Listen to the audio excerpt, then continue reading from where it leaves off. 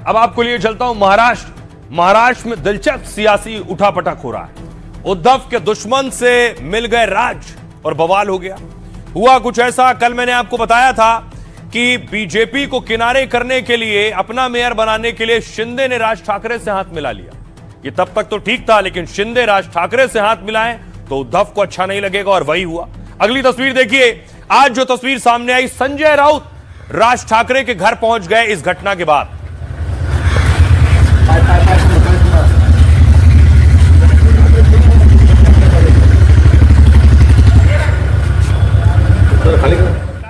और देखिए संजय राउत पहुंचे क्यों, ये बवाल हुआ क्यों है, उद्धव को ये बात अच्छी नहीं लगी।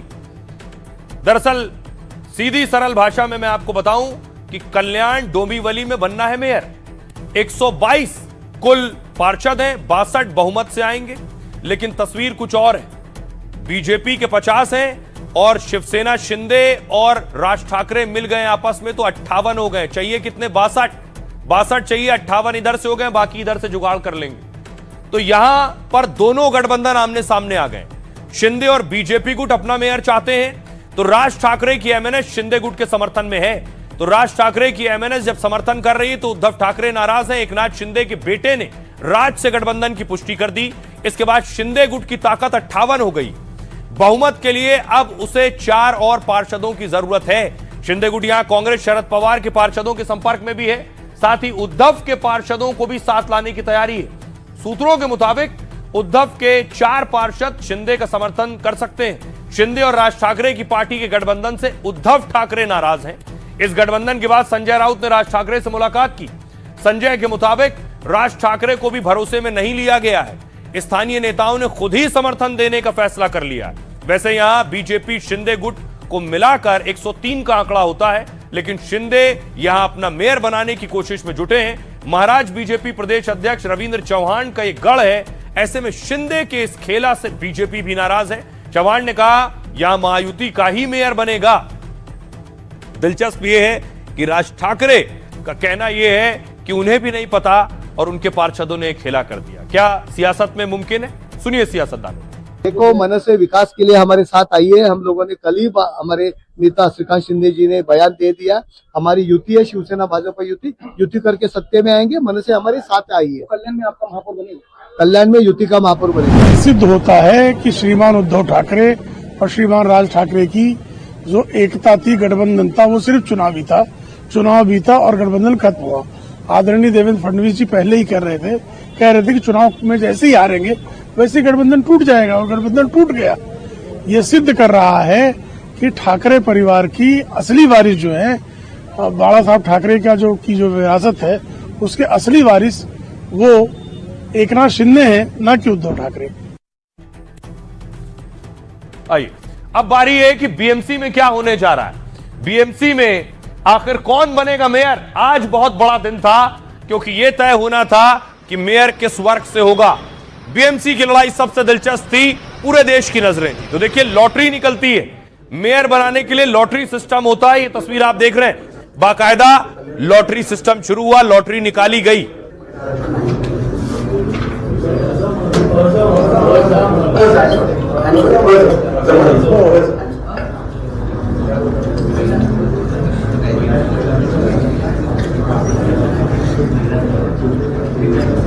अब देखिए लॉटरी से निकला क्या है। देश की सबसे अमीर महानगर पालिका बीएमसी की मेयर अब महिला होगी।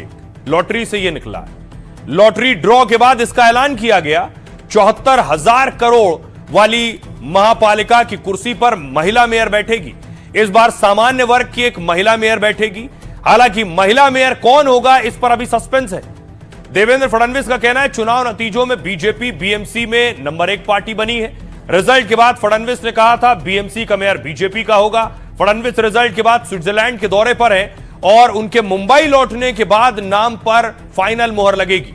लॉटरी के बाद बीजेपी में मेयर पोस्ट की दावेदारी तेज हो गई है। 3 बार की पार्षद अलका केलकर का नाम आगे चल रहा है। अलका केलकर उप महापौर भी रह चुकी हैं। बीजेपी की ऋतु तावड़े और राजश्री भी इस रेस में चल रही हैं। एकनाथ शिंदे का कहना है नतीजों के बाद शिंदे गुट ने अपने पार्षदों को होटल में रखा है। हालांकि विपक्ष ने इसको लेकर सवाल उठाए। शिंदे ने भी बीएमसी के मेयर पद से दावा नहीं छोड़ा है। बाल ठाकरे जन्मशती को शिंदे ने हवाला दिया है। कार्यकर्ताओं की इच्छा है कि इस मौके पर शिवसैनिक मेयर बने, कहना है। 30 साल से बीएमसी पर शिवसेना का कब्जा है। शिवसेना में 2 गुट बनने के बाद यह पहला चुनाव है। हार के बाद उद्धव ने बीएमसी मेयर को लेकर बयान दिया था, अगर भगवान चाहेंगे तो शहर में उनकी पार्टी का मेयर होगा। दरअसल उद्धव को लॉटरी से किस्मत पलटने की उम्मीद थी। अब कैसे? लॉटरी के बाद उद्धव गुट की सारी उम्मीदें टूट गईं। अगर लॉटरी में यह पद एसटी वर्ग की महिला के लिए आरक्षित होता, ऐसी स्थिति में इस कैटेगरी से उद्धव गुट के पास 2 उम्मीदवार थे। एसटी कैटेगरी की सिर्फ 2 महिला उम्मीदवार जीत कर आई हैं और वो दोनों उद्धव ठाकरे की पार्टी से ही हैं। लॉटरी के बाद उद्धव गुट ने नियम बदलने का आरोप लगाया है। बीएमसी के लिए नियम बदले गए हैं। ओबीसी या एसटी का मेयर होना था। कांग्रेस का कहना है लॉटरी नतीजे के बाद आरोप लगाया कांग्रेस ने। विजय वडेट्टीवार ने कहा लॉटरी सिस्टम फिक्स था पहले से। आइए अब आपको बताऊं कि दरअसल बीएमसी के आंकड़े क्या कह रहे हैं, कौन बहुमत के करीब है और कौन अपना मेयर बनाने की स्थिति में है। जरा यह है नंबर गेम। बीएमसी में 227 सीटें हैं, 114 चाहिए बहुमत के लिए और सिर्फ अकेले शिंदे और बीजेपी की सीटें मिला देंगे 89 और 29, ये 118 हो जाती हैं। बहुमत के लिए 114 चाहिए, किसी और के पास कोई विकल्प नहीं है। दूसरी तरफ यूबीटी की 65, मनसे की 6, Congress 24, MIM 8, NCP Sharad Pawar 3, SP 2, 1 NCP. कोई भी स्थिति खराब तब हो सकती है जब मेयर को लेकर बात अड़ जाए कि किसकी पार्टी का होगा। सुनिए जरा, देवेंद्र फडणवीस डावोस में है, उनसे editor in chief Rahul Kanwal ने बात की कि अब बीएमसी में और महाराष्ट्र के ज्यादातर जो निकाय इलेक्शंस थे उनमें जीत हुई। आपको लगता है कि जो प्रॉमिस था आपका ट्रिपल इंजन का उसका मिलेगा, और जो रिजल्ट्स आए वो आपकी उम्मीद से कैसे रहे? क्योंकि जिस तरह का असेंबली इलेक्शन में एकदम वाइप आउट था, इस बार आप जीते हो लेकिन मेजोरिटी से कुछ वार्ड्स आप ज्यादा, ऐसे एकदम जो एक तरफ से आंधी आई और खत्म कर दिया, वैसा वाला हिसाब नहीं रहा। नहीं, देखिए पहली बात तो यह है कि आप अगर महाराष्ट्र में देखें तो कुल 29 महानगर पालिकाओं के चुनाव हुए और इस 29 महानगर पालिकाओं में 2800 सीटें थी। 2800 में से 1400 सीटें तो अकेले बीजेपी को मिली है, हमारे साथियों को अलग। तो एक प्रकार से हमने इसको पूरी तरीके से स्वीप किया है। जहाँ तक मुंबई का सवाल है तो लोग तो कहते थे कि चाहे कुछ हो जाए 2 भाई साथ में आ गए, मुंबई में तो कुछ हो ही नहीं सकता। लेकिन हमने मुंबई को जीता और बीजेपी का तो मुंबई में स्ट्राइक रेट आप देखिए, हमारा स्ट्राइक रेट 70% है। 135 सीटें लड़कर 89 सीटें लाना इज अनप्रेसिडेंटेड इन मुंबई। इतनी सीटें तो जब शिवसेना साथ में थी तब भी उद्धव जी को नहीं मिली, तीनों चुनाव में नहीं मिली। तो एक प्रकार से वो सारे रिकॉर्ड हमने तोड़े हैं। अब देखिए सर, खबरों में आगे बढ़ते हैं। सियासत के बाद आज की एक और बड़ी खबर, कल बहुत बड़ा दिन है, कल शुक्रवार है। मध्य प्रदेश में क्या हो रहा है देखिए सर। भोजशाला में कल पूजा और नमाज दोनों होनी है। ऐसी कौन सी जगह है जहां पूजा और नमाज दोनों होगी और उसके लिए तैयारियां देखिए। यह तैयारी है, बसंत पंचमी से पहले सुरक्षा बढ़ा दी गई है मध्य प्रदेश के धार में, क्योंकि पूजा और नमाज दोनों होनी है वहां।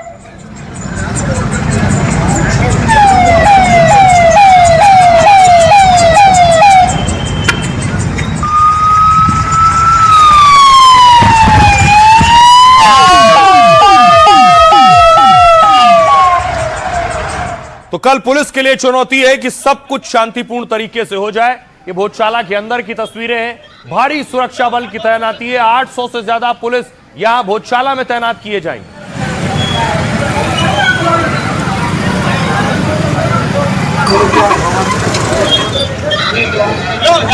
अब देखिए जरा होना क्या है, धार की तस्वीर मैं आपको दिखाऊं। भोजशाला में नमाज होती है, इस इलाके को देखिए, इस एरिया को, यहां पर होती है नमाज, और जिस जगह नमाज होती है यहीं पर पूजा होगी। अब तक मंगलवार को यहां नमाज नहीं होती, उस दिन पूजा होती है और बाकी दिन नमाज होती है। कल है शुक्रवार, शुक्रवार को बसंत पंचमी है और शुक्रवार को नमाज भी होती है, इसलिए दोनों एक साथ यहां पहली बार होने जा रहा है।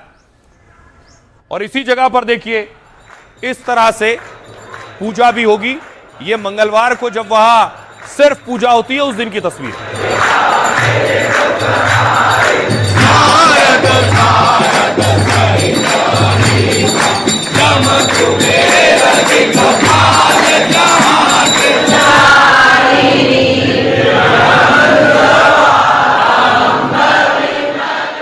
आइए अब आपको दिखाऊं कि ये जो भोजशाला है ये कैसी दिखती है, कैसी जगह है, जरा वो भी देखिए, फिर इसके बारे में आपको बताएंगे बवाल क्या है और उसका इतिहास क्या है। ये भोजशाला के अंदर की तस्वीरें।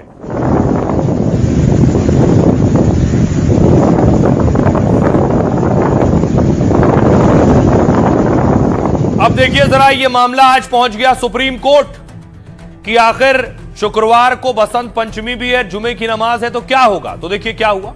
भोजशाला में बसंत पंचमी पर मां सरस्वती की पूजा की जाती है, साथ ही यहां शुक्रवार को जुमे की नमाज भी अदा की जाएगी। कल बसंत पंचमी का त्योहार है, साथ ही शुक्रवार भी है। हिंदू पक्ष बसंत पंचमी पर पूरे दिन पूजा करना चाहता है। 20 जनवरी को हिंदू पक्ष ने सुप्रीम कोर्ट में याचिका दायर की। आज हिंदू पक्ष की याचिका पर सुप्रीम कोर्ट ने फैसला सुनाया। सुप्रीम कोर्ट ने पूजा और नमाज के लिए वक्त तय कर दिया। दोपहर 12 बजे तक भोजशाला में बसंत पंचमी की पूजा होगी। दोपहर 1 बजे से लेकर 3 बजे तक परिसर में नमाज पढ़ी जाएगी और शाम 4 बजे से भोजशाला में फिर से बसंत पंचमी की पूजा होगी। बसंत पंचमी की पूजा और नमाज दोनों के लिए अलग अलग जगह होगी। कोर्ट के फैसले के बाद भोजशाला में सुरक्षा के कड़े इंतजाम किए गए। 8000 पुलिसकर्मी तैनात हैं। ड्रोन से भी नजर रखी जा रही है। 300 मीटर के दायरे में नो फ्लाई जोन घोषित कर दिया गया है। भोजशाला परिसर में आने वालों को विशेष पास दिए जा रहे हैं। अब देखिए भोजशाला है क्या। भोजशाला का निर्माण परामर राजा भोज ने 1034 में कराया था। 1035 में वसंत पंचमी के दिन मां सरस्वती की प्राण प्रतिष्ठा हुई। राजा भोज विद्वान थे और यहां मां सरस्वती की आराधना करते थे। यह नालंदा तक्षशिला की तरह आवासीय संस्कृत विश्वविद्यालय था। तो 1305 में अलाउद्दीन खिलजी ने धार में इस्लामी राज्य की स्थापना की। भोजशाला समेत कई धार्मिक स्थलों को ध्वस्त कर दिया गया।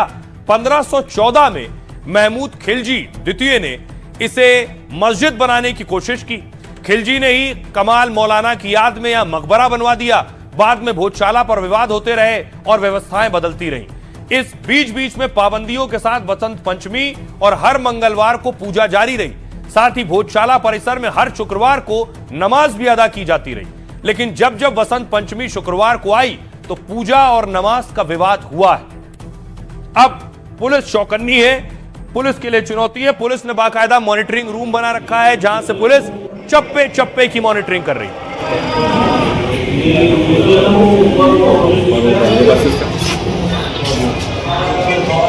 जो सुप्रीम कोर्ट ने निर्देश दिया है वो न्याय संगत है।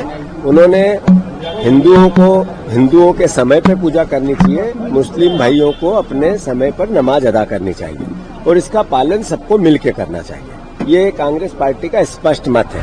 2003 से यही परिपाटी चली आ रही है कि सुबह 12 से पहले हिंदू और 1 से 3 मुस्लिम नमाज पढ़ते हैं। इसी के बाद 3 बजे के बाद 4 बजे से हिंदू समाज भी वहां फूल वगैरह चढ़ा सकते हैं। ये और अब प्रशासन की जवाबदारी है कि इस माननीय उच्चतम न्यायालय के फैसले का सख्ती से पालन करें। वहाँ पे थ्रू आउट द डे जैसे ट्रेडिशनल ढंग से हिंदू समाज के लोग वहाँ पे पूजा पाठ करते चले आ रहे हैं, वो पूजा पाठ करेंगे और वहाँ पे एक डेजिग्नेटेड जगह पे पास इशू करने के बाद और जो नंबर्स इंडिकेट किए जाएंगे उस नंबर्स को देखने के बाद वहाँ पे नमाज अदा कराई जाएगी।